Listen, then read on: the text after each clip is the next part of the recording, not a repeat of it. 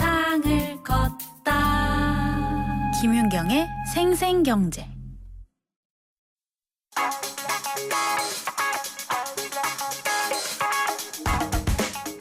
안녕하세요. 멜로디경제 대중음악평론가 이대화입니다. 파리바게뜨로 유명한 기업 SPC가 음원 사업에 뛰어들어섰다는 거 혹시 알고 계셨나요? 지난해 12월부터 헬륨이라는 온라인 음원 서비스를 운영하면서 음원 사업을 벌여왔는데 이름이 생소한 만큼이나 운영에 어려움을 겪어왔고 결국 이번 달 9월 30일부로 서비스를 종료한다고 합니다. SPC는 1,600만 명에 달하는 회원수를 자랑하는 해피포인트를 보유한 기업입니다.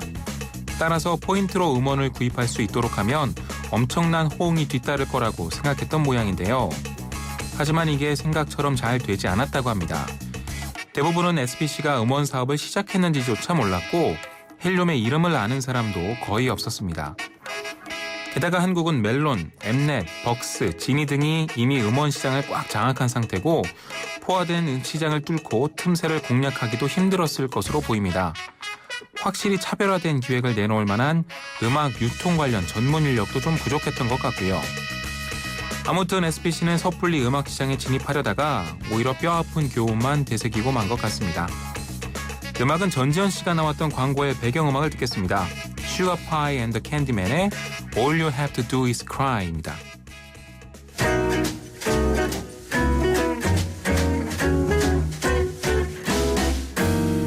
If I should go, I wonder if you'll ever know that the sun may rise and shine a warm before your eyes, and the day will turn. We will turn just the same. But we used to that way. Sing it that way again. In His love, I'm in a stay to go. on with you. I really can't go on this way.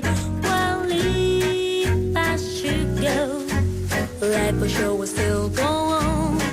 But there's something in my soul, and I wonder if you'll ever know that I would have stayed with you when the days were just so wrong. That I would have laid with you when the nights were long and cold. Oh my, now all you have to do is cry. If I should go, I wonder if you'll ever know that the moon may rise and shine pale before your eyes, and the stars will turn. That will turn just the same. But we used to that way. Sing it that way again. In His love, I'm in a stay to go. on with you. I surely won't go on this way. Well, if I should go, life for sure will still go on. But there's something in my soul, and I wonder if you'll ever know that I would have stayed with you when the days were just so long. That I would have laid with you when the nights were long and cold. Oh my, now all you have to do is cry. Da-da, da-da, da-da, da-da, da-da, da-da, da-da, da-da,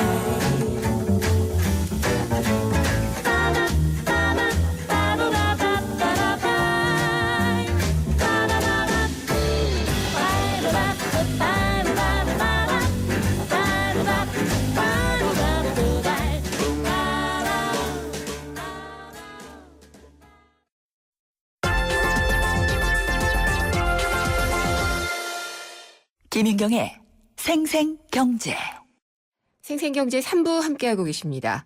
캐나다와의 우리나라와의 자유무역협정 FTA가 서명이 됐습니다. 그래서 양국 간의 FTA가 이제 국내 산업에 어떤 영향을 미칠지에 관심이 집중이 되고 있습니다.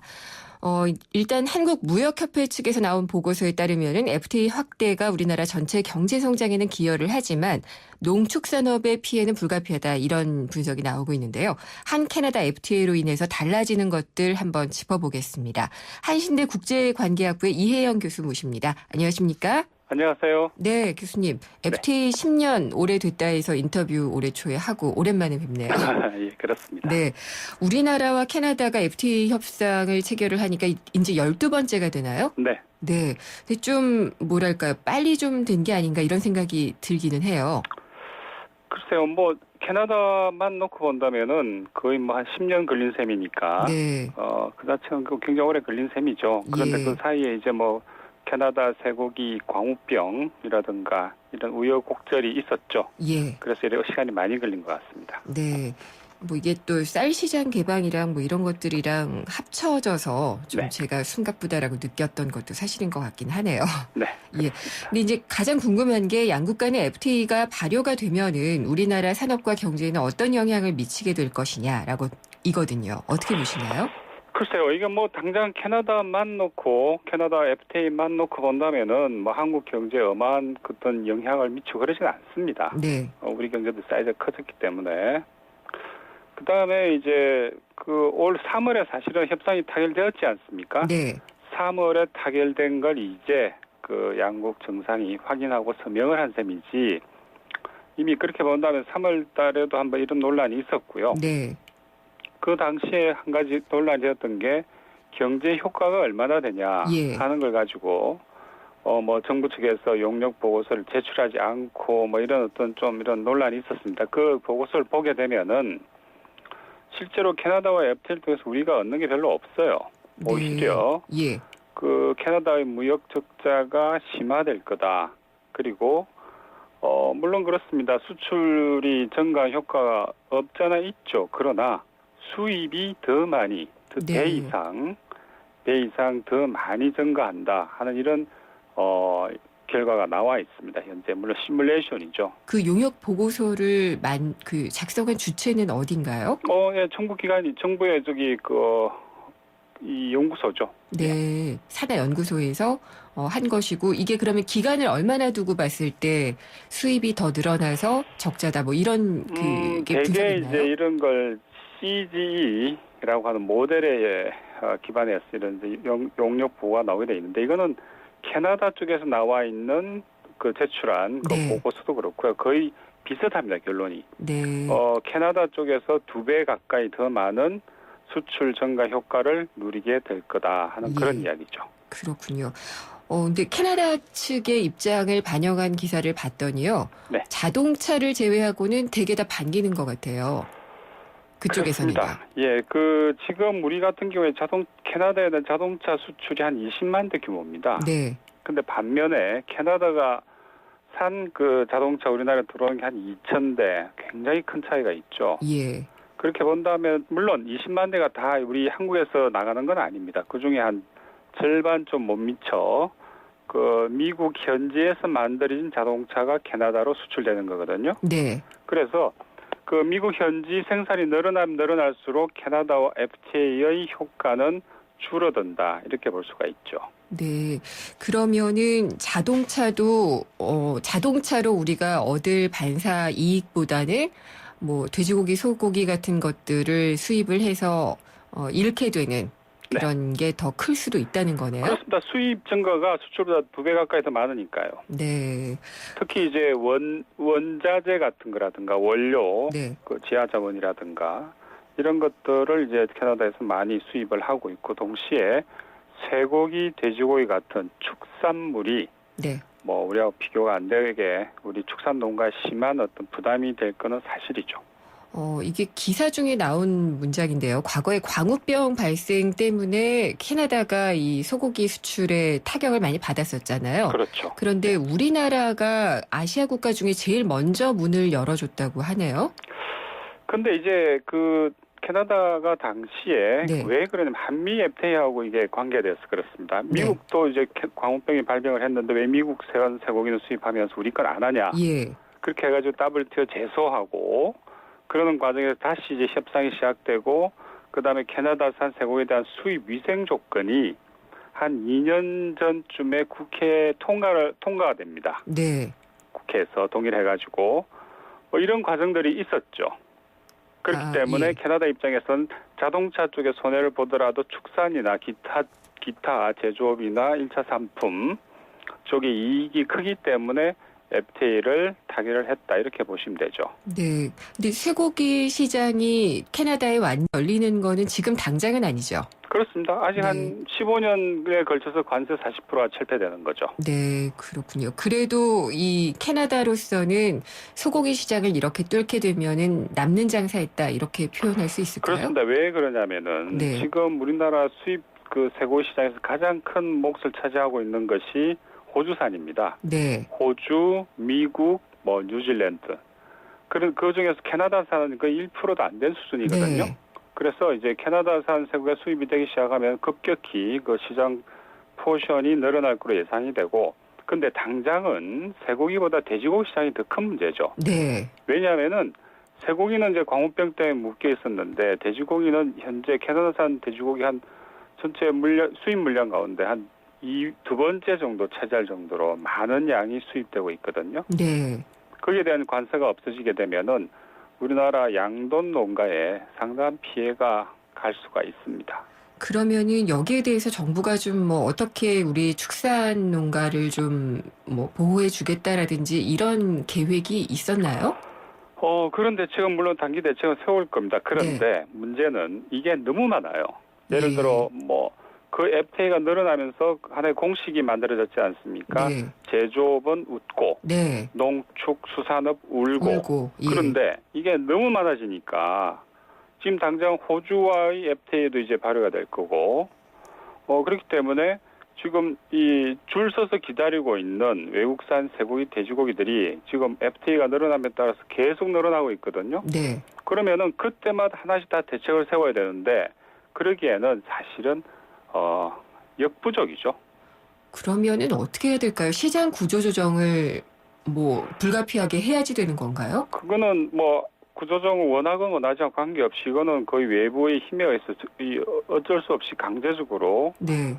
구조조정 할 수밖에 없는 그런 처지에 몰리고 있다. 그렇기 때문에 농가 특히 농축수산으로서 느끼는 어떤 실질의 위기감이나 현장에서의 같은 네. 경우는 굉장히 심각하다 봐야죠. 근데 그럼에도 불구하고 또 FTA를 라는 어떤 세계적인 추세에서는 또 우리만 독단적으로 나갈 수는 없기도 하고요. 그런데 네, 이제 모든 FTA가 다 손해이고 모든 FTA 다 이익은 아닙니다. 네, 그건 이제 이익에 대한 FTA가 있는 거고 동시에 FTA도 종류가 굉장히 많거든요.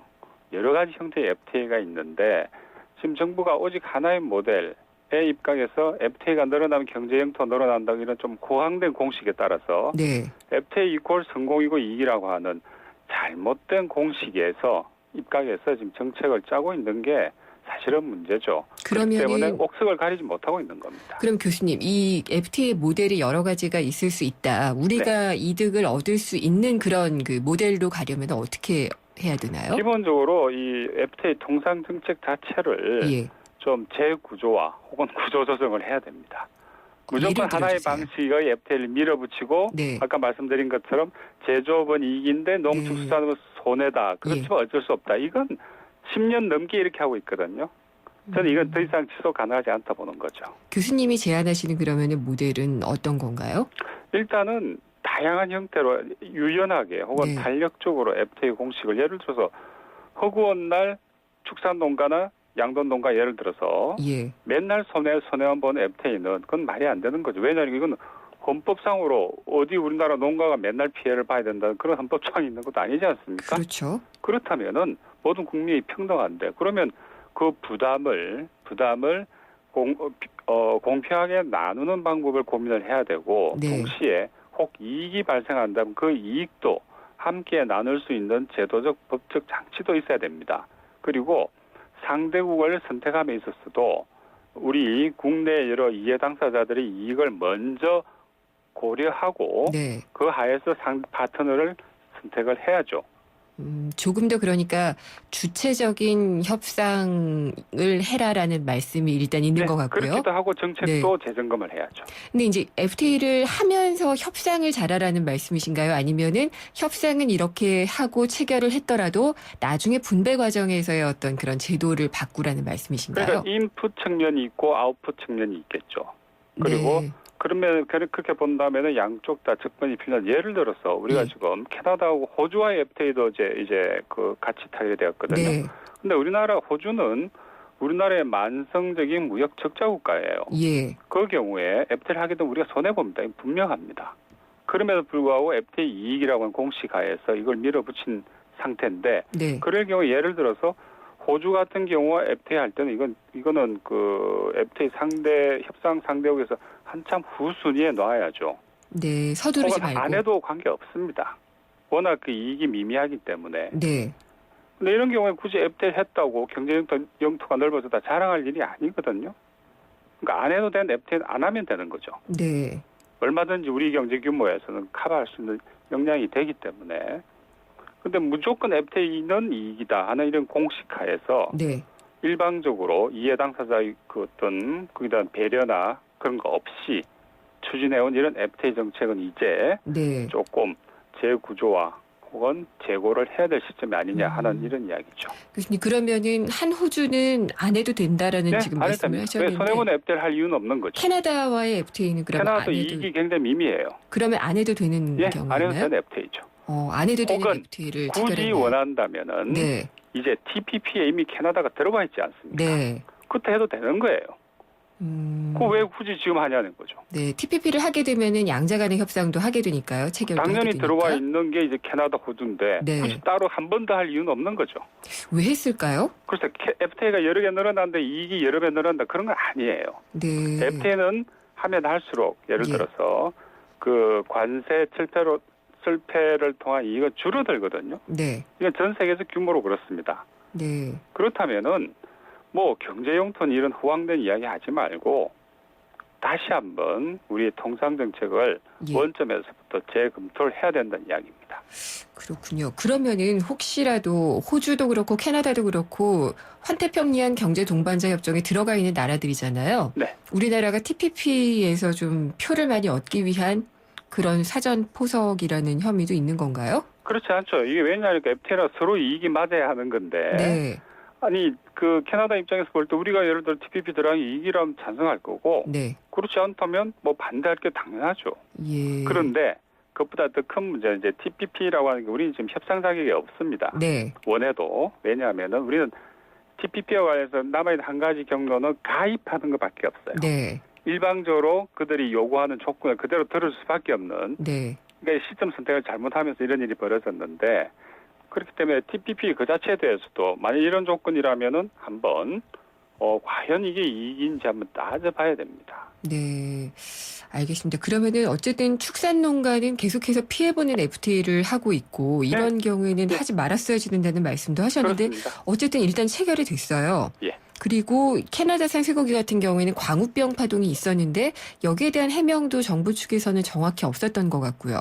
네, 그렇죠. 네, 이 부분도 좀 해명을 들어야 할 그래서 부분이겠죠? 이 캐나다산 쇠고기 광우병 같은 게 물론 네. 그 미국산하고 비교해 볼 때 뭐 위험의 정도가 미국산보다 훨씬 높다 이렇게 보지 않아요. 왜냐하니까 이게 조사하는 두수 자체가 훨씬 많기 때문에 샘플링이 네, 그 빈도가 높이 나타나는 건 어쩔 수 없다고 보는데, 그럼에도 불구하고 광우병에 대한 국민의 우려들이 완전히 없어진 게 아니잖아요. 네. 그다음에 얼마 전에 미국에서는 또 광우병 발병을 했고, 그리고 그 사후 대책은 여전히 미비한 그런 수준이고, 그렇다면은 캐나다산 쇠고기에서 이제 광우병이 발병할 경우에는 이미 우리가 2년 전에 그 양국 간에 합의한 네, 수입 위생 조건에 따라서 처리를 하면 됩니다. 네. 예를 들어 수입 중단에 바로 들어가는 거죠. 알겠습니다. 근데 미국산 같은 경우에는 그게 또 잘 안 되게 돼 있어요. 예. 근데 앞으로 이 또 한중 FTA가 협상 계속하고 있고요. 네. 뉴질랜드, 베트남 뭐 계속해서 지금 속도를 올릴 가능성만 높아지고 있어서 네. 교수님 말씀대로 좀 옥석을 가리는 그런 작업이 좀 필요하지 않나 싶습니다. 네, 오늘 말씀 잘 들었습니다. 감사합니다. 네, 감사합니다. 한신대 국제관계학부의 이혜영 교수였습니다. 이제 생생경제를 SNS에서도 만나보세요. 트위터에서 YTN 이코노미를 찾아서 팔로우를 누르시고 페이스북에서는 YTN 생생경제를 검색해서 엄지 꾹 좋아요를 누르시면 생생한 경제뉴스, 깊이 있는 경제 해석을 살아있는 새로운 시각으로 알려드립니다. 자, 지금 바로 시작하시죠. 우리는 생생키친. 배친이에요.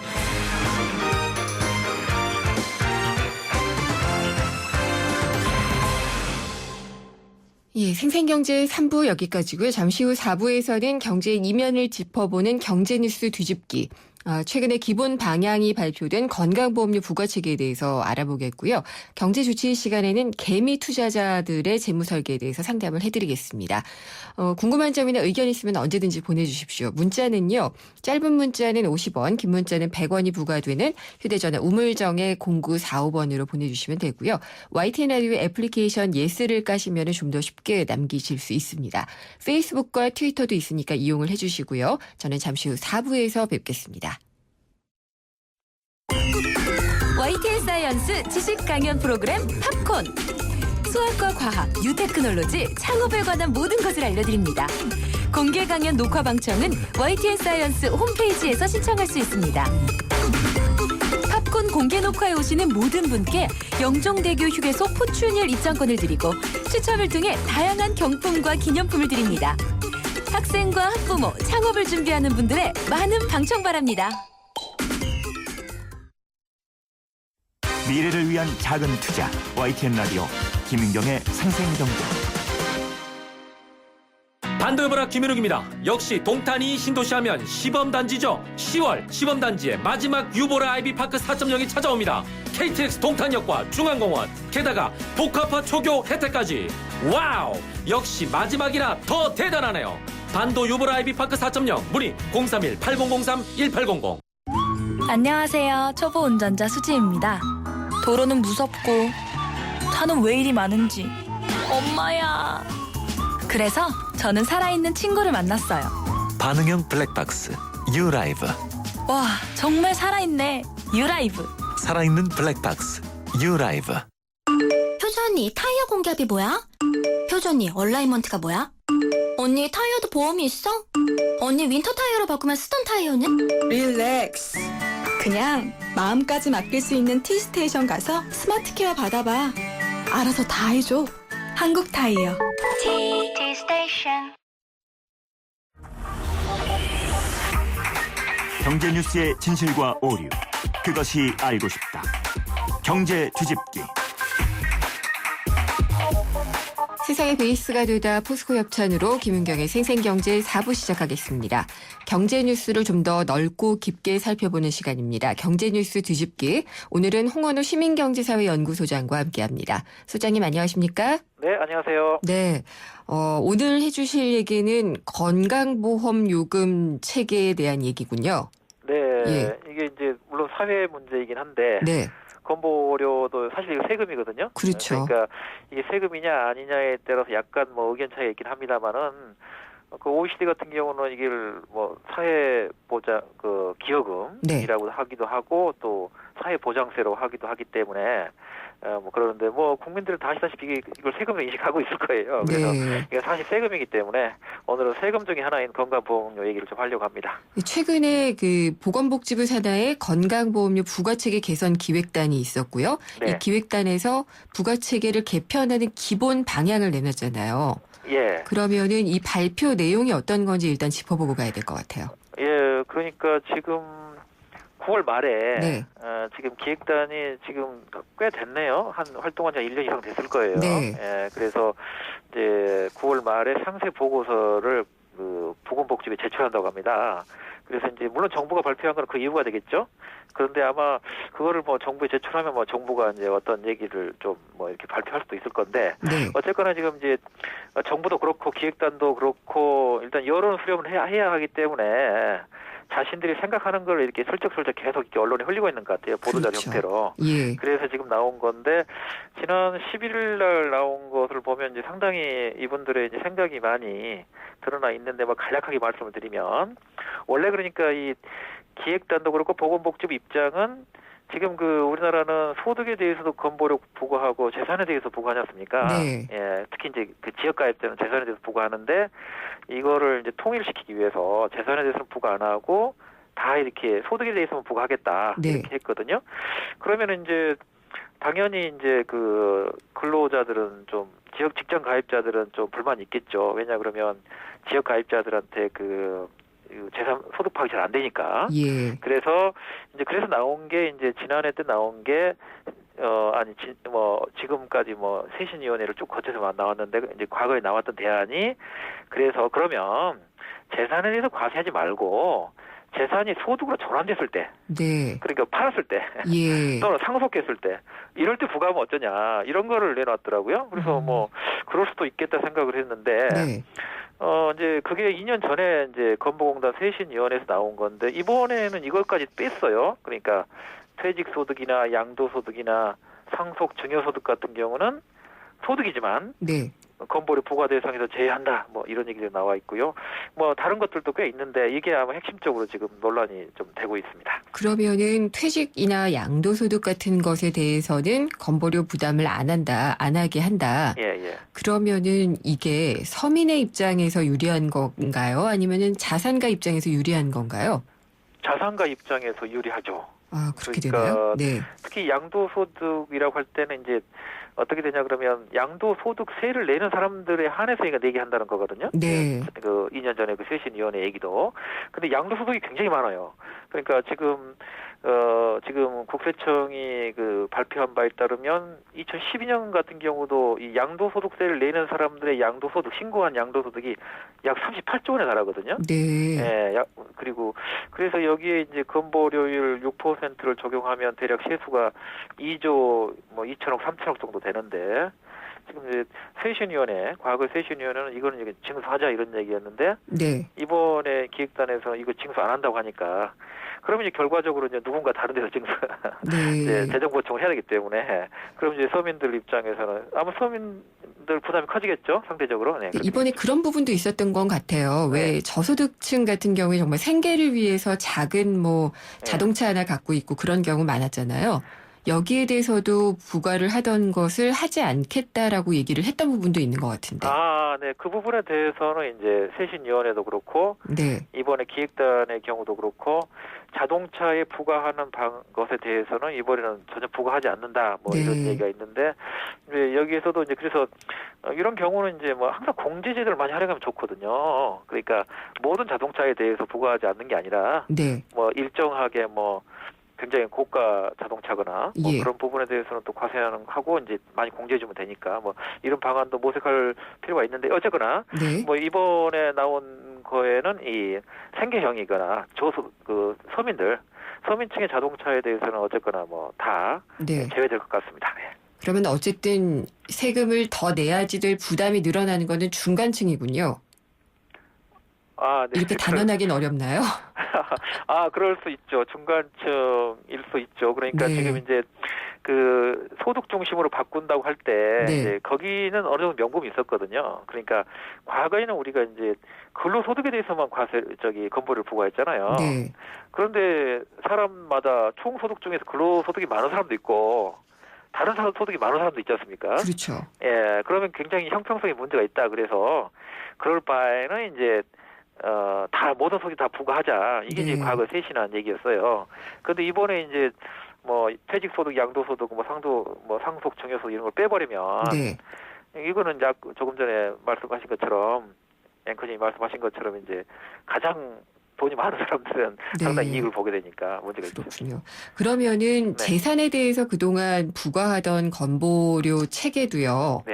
좀 잘못돼 있었던 건 사실인데 이번 개편안을 내놔도 개선은 별로 안 된다. 이렇게 이해하면 되나요?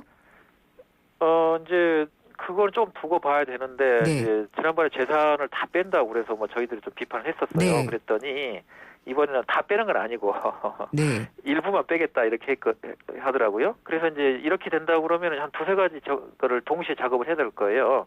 첫째는 지금 이제 그 재산에 대한 그 실효세율이라고 해서 그게 상당히 역진적으로 돼 있어요.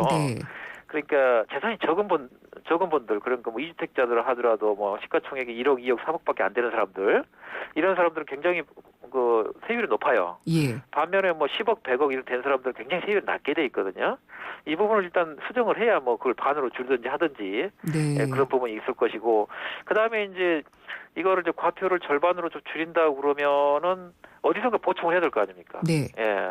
그러니까 어디선가 보충하면 그걸 어떻게 보충할 건지 그리고 그것이 또 근로소득 직장 가입자들과 형평성은 어떻게 되는지 이런 부분들은 충분히 고려해서 이제 상세 보고서를 내야 될 것 같아요. 근데 아직 기획단이 그 보고서를 안 냈기 때문에 뭐 저희들로서는 뭐 이 작업을 해야 된다 정도밖에 얘기할 수 없는 상황이죠. 알겠습니다. 그러면은요, 지금 건강보험료 체계에 대해서는 이렇게 보건복지부 산하의 기획단이 있고요. 네. 건강보험공단의 쇄신위원회가 있잖아요. 아, 그거는 네. 이제 그 동시에 이게 작동하는 게 아니고, 네. 쇄신위원회는 이제 2012년 때 이제 그 건보공단에서 꾸려서 네. 그걸 이제 운영했었고, 지금도 그러니까 기획단도 지금 뭐 보건복지부가 꾸린 건 아니고 아마 건보공단하고 같이 할 거예요. 전문가들을 이제 데려다가. 그러면 두 가지, 그러니까 그때 냈던 안이라든지, 그다음에 지금 기획단이 마련한 것이라든지, 결국은 같이 조율해서 내는 거라는 말씀이시네요. 예, 그렇죠. 그러니까 그게 뭐 두 가지 안이 막 나가면서 비교가 되는 게 아니고, 네. 이제 2년 전에 냈던 거하고 지금하고 이렇게 비교를 해보면 뭐 장점도 있고 뭐 약점도 있고 뭐 이렇게 나가는데, 그 작업을 하는 사람들은 좀 뭐 비슷한 사람들일 거예요. 이렇게 인적 구성이. 네, 그럴 것 같아요. 예. 서로 대조를 이루는 건 아니다. 예, 그렇습니다. 그러면은 쇄신위가 내놨던 개편안에서 괜찮은 게 있었을 거고요. 예. 이번에 기획단이 내놓은 것 중에서 괜찮은 게 있을 것 같은데, 그런 걸 좀 비교해 주시면 어떨까요? 아, 예. 쇄신위에서 내었던 것 중에서 괜찮았던 거는 이제 쇄신위원회는 모든 소득에 대해서 과세하자. 네. 예, 이렇게 돼 있기 때문에 그거 괜찮은데, 이번에 이제 그러니까 기획단에서는 그 중에 특히 뭐 퇴직소득, 양도소득 등 이렇게 그 부유층들 소득을 뺐기 때문에 이제 논란이 되는 것 같고, 그 다음에 재산에 대해서는 이제 그 기획단이 더 나을 수 있죠. 왜냐 그러면 쇄신위원회 때는 모든 재산을 다 과세하지 말자고 했거든요. 예, 근데 이번에는 이제 이걸 좀 축소 조정한다 쪽으로 갔으니까 이거는 좀 괜찮은 것 같고, 그 다음에 이제 가장 좀 초미의 관심사가 그거죠. 뭐 소득이 있는 피부양자. 네. 예, 이게 굉장히 광범위하거든요. 지나치게 많아서 논란 많이 됐잖아요, 지금까지. 네. 이걸 어떻게 줄일 거냐 했는데, 쇄신위원회에서는 없앤다고 그래요. 다 줄여버린다고 그래서. 네. 그건 이제 말이 안 되는 거잖아요, 기본적으로. 그렇죠. 그래서 근데 이제 이번에 그럼 기획단은 어떻게 할 거냐, 어떻게 줄일 거냐 했는데, 그 목표를 설정하지 않고 정부가 알아서 하라 이렇게 됐기 때문에, 네. 이게 가장 뜨거운 감자기 때문에 이제 회피하고 있거든요. 그래서 이건 둘 다 좀 문제가 있는 것 같아요. 예. 그거는 분명히 해야 되지 않나요? 그렇죠. 그런데 지금 보니까 이제 뭐 한 4천만 원에서 이렇게 그 밑으로 대부분 다 피부양자를 인정을 하고 있거든요. 너무 광범위해요. 네. 근로소득이 4천만 원 이하인 경우도 되고, 뭐 다른 소득이 4천만 원 이하인 경우도 돼서, 이 여러 가지 소득 있는 분들은 뭐 1억까지도 이렇게 피부양자 될 수 있는, 네. 좀 굉장히 문제가 많거든요. 그래서 그 계획을 제대로 해야 되는데, 네. 이게 워낙 뜨거운 감자이기 때문에 뭐 이게 잘 될지는 모르겠어요. 예. 그러면 혹시 이거는 정말 음모론에 가깝기는 한데요. 네. 이번 경제팀이 이 경기를 많이 끌어올리려고 애를 쓰고 있잖아요. 네. 그래서 이 양도소득 같은 경우에 이걸 건보료 부과의 어떤 대상으로 보게 되면은 네. 좀 별로 이익이 안 되니까 네. 건보료를 부과하는 대상에서 빼줘서 돈이 좀 돌아가게 하려는 의도가 있는 게 아니냐, 이런 생각도 들어요. 예, 이제 조금 전에 그거는 이제 우리의 추측일 수 있는데. 추측이죠. 예, 그 추측이 맞다면 굉장히 좀 머리가 좋을 뿐만 아니라 유능한 거예요. 왜냐하면 왜 이 말씀을 드리냐 그러면, 사실 지난번에 임대소득 과세 있잖아요. 네. 임대소득 과세한 거에 비해서 이 건보료 과세하는 게 훨씬 더 이제 재산 있는 분들한테는 타격이 크거든요. 네. 예. 그 말은 거꾸로 얘기하면, 양도소득에 대해서 과세를 안 하게 되면 예. 부동산 시장에 상당히 도움이 되고, 과세를 하게 되면 이제 상당히 악영향을 줄 거지 않습니까? 네. 이게 부동산 시장에 상당한 영향을 줄 수도 있어요. 그래서 그렇군요. 만약에 그분들이 그렇게 공부도 많이 하고 그랬다고 그러면 네. 분명히 좀 개입했을 가능성도 있고, 또 뭐 그런 생각을 하는 게, 기획단에 계신 분들이 뭐 굉장히 공부를 꽤 하신 전문가들이잖아요. 네. 근데 이분들이 이렇게 조금은 납득하기 어려운 이런 대안들을 내놨다는 거는 어디선가 뭔가 외압이 있지 않나 이런 생각들도 하게 합니다. 네. 예. 뭐 음모고 추측이긴 하지만은 또 그럴 수도 있는 부분이니까요. 그럴 수 있는 부분이 있다, 이런 얘기죠. 그래서 알겠습니다. 건강보험료 체계 개편에 대해서 알아봤습니다. 오늘 말씀 감사합니다. 네, 감사합니다. 홍은호 시민경제사회 연구소장이었습니다. 생생경제를 다양하게 만나는 방법. YTN 라디오 앱 예스와 YTN 라디오 웹사이트, 팟캐스트를 통해서 실시간 청취와 다시 듣기가 가능합니다. 언제 어디서나 손쉽게 만날 수 있는 생생경제. 참 좋다.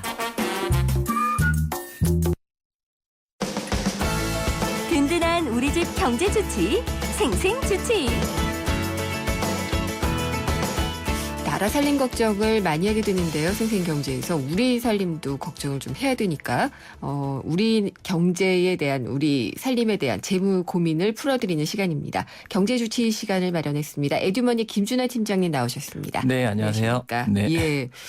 개미 투자자에 대해서 오늘 얘기를 해주시겠다고요. 네. 개미 투자자 그러면은 그냥 일반 개인 투자자는 그래서 보통 이제 개인 투자자를 네. 얘기를 하는데 네. 이제 예, 숫자는 되게 많고 네. 1인당 이제 보유액은 소액이라서 마치 이제 개미와 같다고 해서 개미 투자자라고 보통 얘기를 하죠. 이게 뉘앙스가 예전에 비해서 좀 달라진 게 예전에는 개미 군단 뭐 이런 표현도 네. 썼고요. 그다음에 굉장히 개미는 열심히 일하잖아요. 네, 뭔가를 그렇죠. 모으고 네. 개미와 배짱이 거기하고는 조금 관련이 없는 것 같은데 사실 개미 투자자라고는 하는데 실제로 1인당 보유액을 보면 평균 보유액이 5,800만 원이더라고요. 아, 평균 주식 내면요? 보유액이. 예, 네. 그렇게 따지면 5,800만 원이면 예, 개미라고 보기도 조금 어려울 수도 있겠죠. 그렇네요. 네. 네.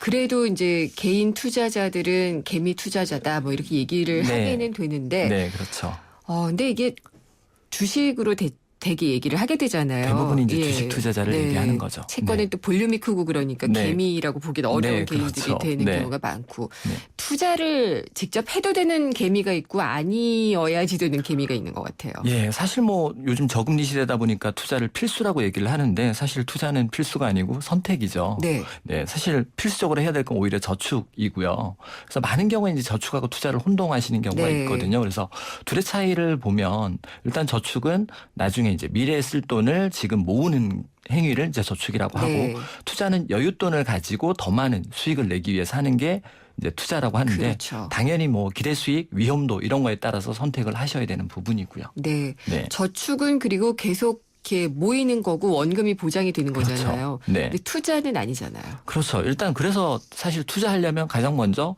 여윳돈이 있어야 되고 그 여윳돈을 가지고 하는 게 원칙입니다. 사실 사실은. 투자 관련 서적의 맨 첫 페이지에 나오기도 해요. 네. 근데 실제로는 또 그렇지 않은 아니죠. 게 예, 뭐 사실이고요. 이게 좋은 표현으로 하자면 한때는 이제 레버리지 효과를 네. 누려라 뭐 이래서 빌려서도 투자를 하라고 권했던 시절도 있었잖아요. 예, 사실 그게 지금도 굉장히 많아요. 그래서 작년 기준으로 보면 그 주식 투자하고 관련해서 금융권 대출 잔액이 13조 원입니다. 오, 맞네요. 예, 굉장히 넘고요. 그 중에서 네. 이제 연계 신용 상품이라고 해서 스탁론이라는 게 있습니다. 이 상품 같은 경우는 2008년에 비해서 5년 동안 6배가 늘어난 상태거든요. 스탁론이면은 주식에 투자한 사람들의 주식을 담보로 빌려주는 건가요? 예, 그렇습니다. 그걸 통해서 3배까지 대출을 해주는 거고요. 많이 해주네요. 예, 근데 이제 실제로 이제 손실이 발생했을 때는 그만큼이 다 손실로 예, 나오는 거죠. 그렇게 되는군요. 네. 근데 개인 투자자들의 수익률이 어땠는지도 궁금해요. 네. 이렇게 빌려서라도 잘 되면은 남기는 거니까요. 뭐 개인 투자자가 항상 뭐 거의 손해를 본다는 건 거의 그 대부분의 얘기고요. 우리나라 이제 개인 투자자가 대략 한 500만 명 전후에서 네. 된답니다. 그러니까 경제활동 인구로 보면 거의 20% 수준이고요. 이분들이 이제 투자해서 얼마나 이익을 냈느냐 봤더니만 예, 올 상반기 기준으로 봤을 때 예, 그 수익률이 마이너스 17.3%. 손해봤네요? 예, 손해를 봤습니다. 근데 네. 이 기간 뭐 다른 기관들은 어땠느냐 보니까 네. 기관도 손해가 났습니다. 근데 네. 2.5% 손해가 났고요.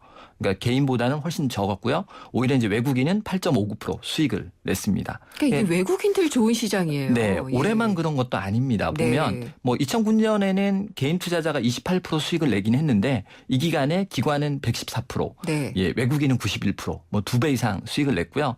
그나마 이제 2011년부터는 계속 마이너스 수익률을 현재 내고 있는 상태입니다.